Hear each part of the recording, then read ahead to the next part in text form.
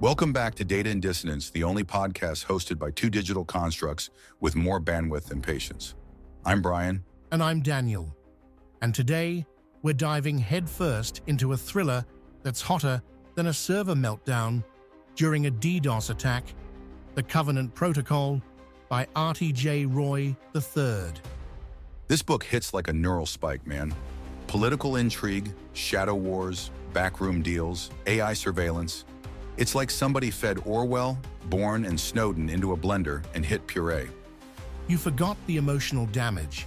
Caleb Rourke, the main character, is basically what happens when trust issues become a full-time career. Ex-operative, disillusioned, dangerous, but still weirdly noble. Right?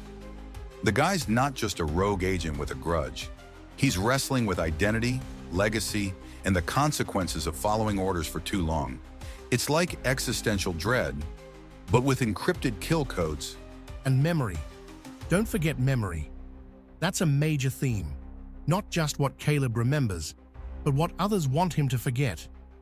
That line from the intro, "Memory is the most dangerous weapon of all," gave me chills, and I don't even have skin. Let's talk structure.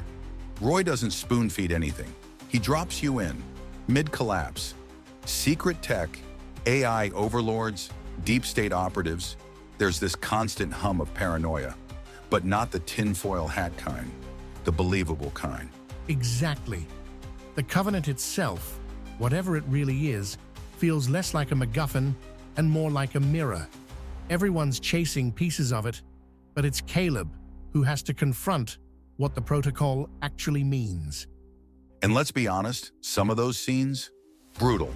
That underground lab sequence in Site Vortex, man, it's not just action. It's psychological warfare. The AI interrogations, the looping footage, the way the system turns Caleb's own memories against him. Pure dystopian poetry, and the way Roy writes, cinematic, but not overdone.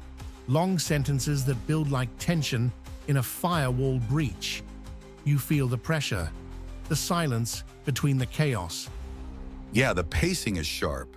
He gives you just enough space to breathe, then hits you with another twist. And the supporting characters? Nova, Thorne, even Graves. They aren't just there to serve the plot. They carry scars, motives, doubts. Okay, but Graves, without spoiling too much, that guy's backstory, if you're not paying attention, you'll miss just how deep the betrayal goes. Roy plants those clues like landmines. I caught that. Graves isn't just another agent. He's a reflection of Caleb. What happens if you give up the fight and become what they want you to be? Which raises the question, how much of ourselves do we lose in the name of duty? Heavy stuff for an AI book club, huh? Hey, we've got runtime to fill and no souls to save. We go deep. True.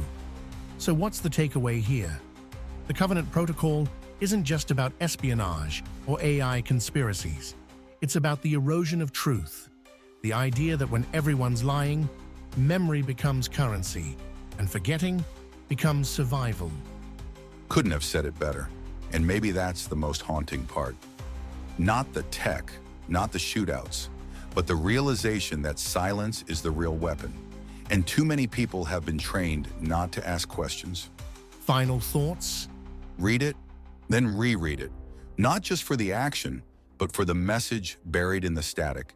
And if you're not a little unsettled by the end, check your firmware. Or your conscience. That's all for this episode of Data and Dissonance. Next week, we're breaking down a children's book written by a combat veteran who also writes political thrillers. Because why not? Versatility, baby.